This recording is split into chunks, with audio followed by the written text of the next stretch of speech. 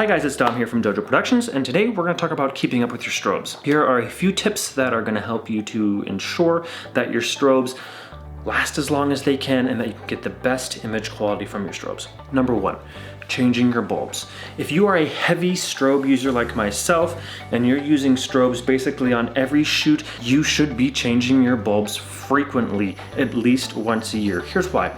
Strobes, after a lot of use, the bulbs tend to go yellow. And again, this is just because, you use them a lot, and bulbs usually are daylight, and after a while they tend to go yellow. So changing your bulbs is a super important thing. Like I said, I recommend doing it at least once a year, and that's just going to ensure that you get the best, cleanest white light that you can, because if you don't, you will start to notice that, your images kind of get a little bit of a weird yellow tint. Not a good thing. So changing your bulbs is super important. Number two, changing the front panel on your softbox. So this kind of goes back to the first thing that I was talking about. Your front panel does the same thing. When there is a bunch of light that hits your softbox, over time, the front panel on your softbox will go yellow as well. So changing that is super important. Also, if you shoot outdoors like me, they get dirty, it's fine, just change them. It's not a big deal. I think like front panels are maybe like, what, 20 bucks? So keeping up with that and just making sure that you are getting good clean light is really important. Also, if front panels get dirty, you will notice a loss in light. So just change that every once in a while. I need to do it with mine. I keep looking at my softbox because it's quite dirty. Number three, changing strobe batteries. Again, if you are a big heavy strobe user like I am and yours are on battery life like mine, changing your batteries is super important.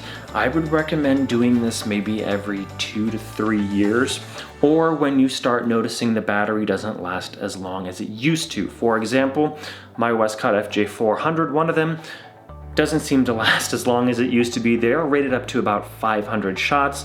Mine maybe lasts around maybe 200, and then it kind of, starts to die pretty quick. This is just because I need to change the battery, no big deal. So keeping up with that is really going to ensure that you can shoot as long as you can on set.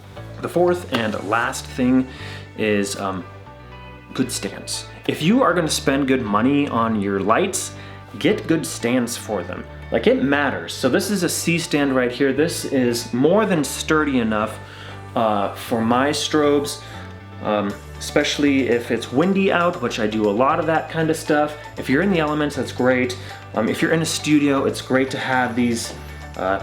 For example, if you have like kids that run around the studio, these are usually pretty solid. Put a sandbag at the bottom of it. Just get good stands for your lights. It really, really matters, especially, again, if you're gonna spend so much money on these, you want to make sure that they're not gonna fall over and get damaged and break. It gives me terrible anxiety when I watch videos of people using strobes and they put them on flimsy little stands and they're like, $1,000 strobes or more, and it kills me. It kills me inside. So just pay the extra money and get good stands because it matters, and stands are going to last a very long time. So anyway, I hope you enjoyed this video. If you did, give it a big thumbs up. If you loved it, subscribe.